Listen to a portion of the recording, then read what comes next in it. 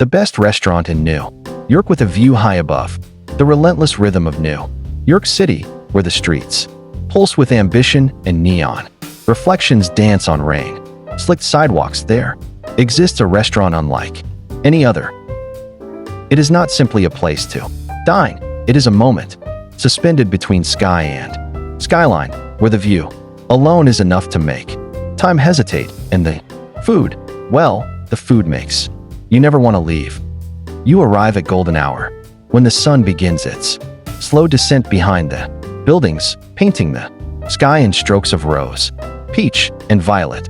The elevator climbs steadily, a quiet ascent that feels ceremonial, as if you're being gently lifted from the chaos of the world below. When the doors part, you're greeted not by noise or bustle, but by a reverent stillness. Stillness, the kind that only beauty can create. Floor-to-ceiling windows stretch across the entire dining room, revealing a panorama of the city that takes your breath away. You can see the river, shimmering like silk, the bridges arching gracefully over water, the towers standing proudly like monuments to human imagination. The lights begin to flicker on across the city, one by one, until the skyline glows like a constellation made of steel and dreams. Inside, the atmosphere is both luxurious and intimate. There's a quiet hum of conversation, the gentle ring of crystal, the warm flicker of candlelight on every table.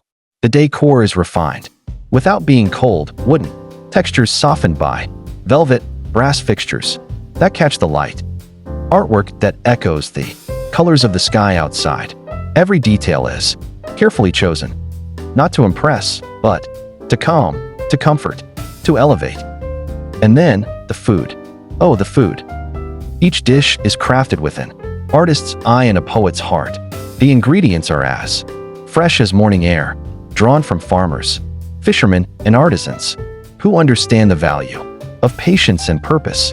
There are dishes that seem familiar at first glance, but then surprise you. Flavors layered like symphony, textures that contrast in harmony.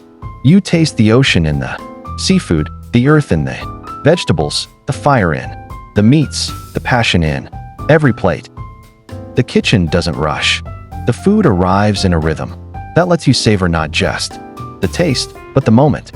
In between courses, find your gaze drifting back to the view, now deep indigo, now star-speckled, now lit by the constant dance of city life. The Empire State Building glows in the distance, the bridges glint with traffic, and everything feels beautifully alive. The staff moves gracefully, invisible when needed, attentive when you raise an eyebrow or lift your glass. Their knowledge is deep, their passion quiet but present. They guide you through the wine list as if they're guiding you through a story, suggesting pairings that enhance, surprise, delight. Each glass lifts the meal to new heights, the perfect echo to the flavors on the plate and the view beyond the glass. And dessert, it arrives like the last note in a favorite song, bittersweet, lingering, perfect. There are places that offer food. There are places that offer beauty. And then there are places, very few, that offer both in equal, breathtaking measure. This restaurant, perched high above the skyline of New York City, doesn't just serve meals. It serves moments. It serves memories. It serves something intangible that lingers long after the last dish has been cleared and the final glass drained. The moment you arrive, even before you enter, you sense you're about to experience something extraordinary. The building that houses this hidden gem isn't flashy. It doesn't need to be. It rises from the streets of Manhattan like a sentinel of quiet elegance, confident in its place among the giants of the city. You step through its doors and into a private world, far removed from the honking horns, the hurried footsteps, and the flickering rush of city life. The elevator takes its time. There's no rush here. As you ascend, the city slowly falls away behind you. The ground becomes a memory, the rooftops pass by like thoughts, and the clouds begin to feel closer than the of Manhattan, like a sentinel of quiet elegance, confident in its place among the giants of the city. You step through its doors and into a private world far removed from the honking horns, the hurried footsteps, and the flickering rush of city life. The elevator takes its time. There's no rush here. As you ascend, the city slowly falls away behind you. The ground becomes a memory. The rooftops pass by like thoughts, and the clouds begin to feel closer than the streets.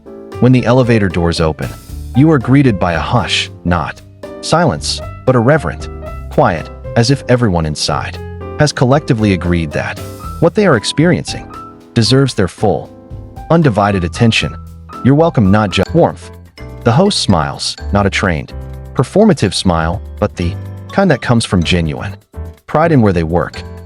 You're guided through the restaurant, each step revealing more of the view, and it's here, even before you sit down, that you feel a shift, a softening, a slowing down.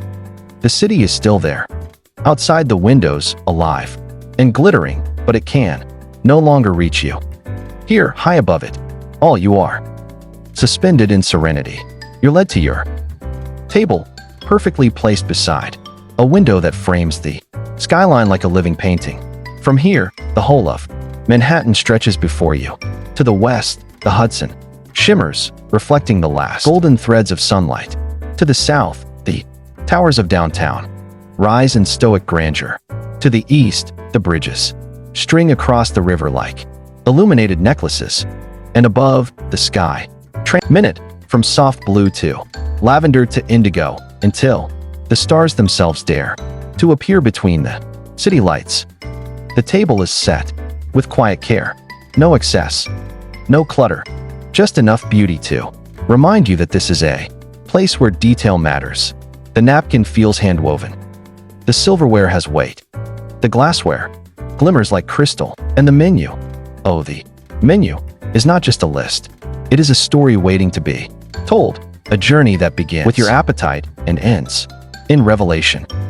To begin, the bread. Always warm, always fresh, always different. Sometimes it's a rustic sourdough with a smoky crust and a wild tang. Other times it's a brioche, airy and rich, served with butter whipped with truffle or flecked with sea salt, harvested from distant shores. It is never just bread. It is an opening note in a symphony composed with care. The first course arrives, almost as a whisper, a tower of crudo, glistening with citrus and olive oil, a seasonal salad